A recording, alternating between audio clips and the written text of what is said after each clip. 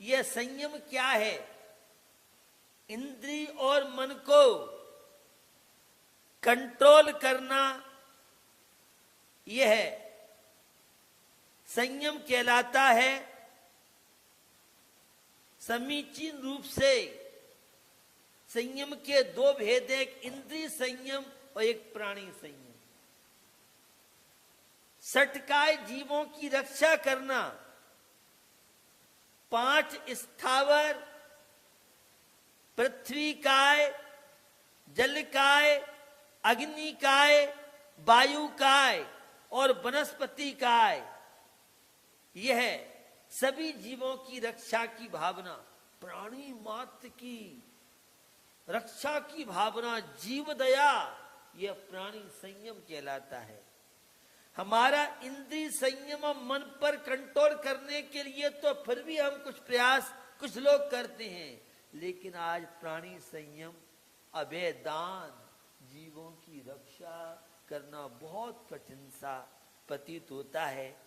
तो समीचीन रूप से इंद्रिय मन को बस में करना और सभी संसार के जितने जीव हैं, 1 इंद्रिय, 2 इंद्रिय, 3 इंद्रिय, 4 इंद्रिय, पंचेंद्रिय, सभी जीवों की रक्षा की भावना, जीव दया की भावना, करुणा, वात्सल्य, मैत्री, विश्व के प्राणियों के प्रति रखना, यह प्राणी संयम है।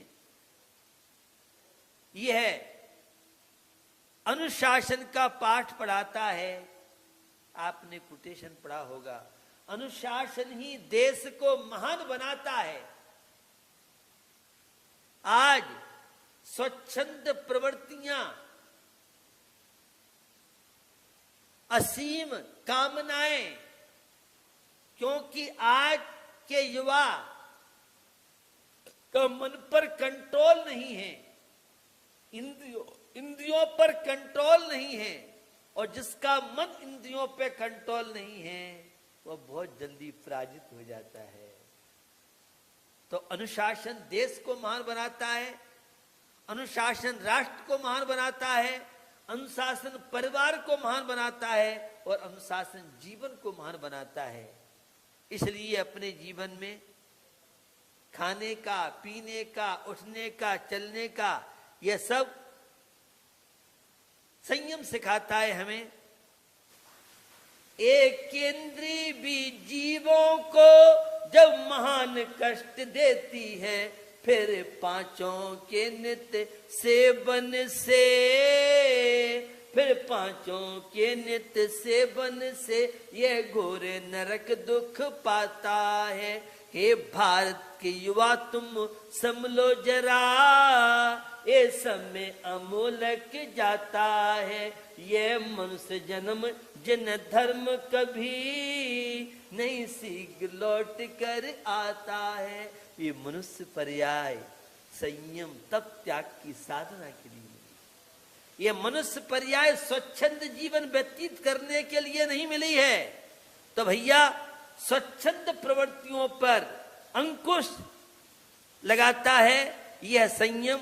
यह संयम धर्म क्या है? संयम की शक्ति से परिचित हो जाना, पाप क्रियाओं से विरक्त होना, यह संयम है। आज मन हमारा एकाग्र रह नहीं पा रहा है, हमारा स्पर्श इंद्रिय पे कंट्रोल नहीं, हमारा रसना इंद्रिय पे कंट्रोल नहीं, हमारा घ्राण इंद्रिय पे कंट्रोल नहीं, हमारा चक्षु इंद्रिय पे कंट्रोल नहीं, हमारा कर्ण इंद्रिय पे कंट्रोल नहीं। इन सब का मेन स्विच मन है। अगर मन घोड़े की लगाम जैसे है, लगाम आपके हाथ में है, तो घोड़ा स्वच्छंद प्रवृत्ति नहीं कर सकता है। मन का जैसा आदेश होता है इंद्रियां करती हैं। तो मन पर जिन्होंने अनुशासन किया है, इंद्रियों पर जिन्होंने अनुशासन किया है, आत्मा की शक्ति को जिन्होंने समझा है, ऐसे लोग उस संयम के द्वारा विकास करते हैं, उन्नति करते हैं। संयम के द्वारा ही जितने अभी तक मोक्ष गए हैं, एयर कंडीशन में कोई किसी को मोक्ष नहीं हुआ है। जो संसार बे से सुख हो तो तीर्थंकर क्यों त्यागे, काहे को शिव साधन करते, संयम सो अनुरागे। भैया जितने मोक्ष गए हैं, मोक्ष जाएंगे, वो सकल संयम के माध्यम से जाएंगे।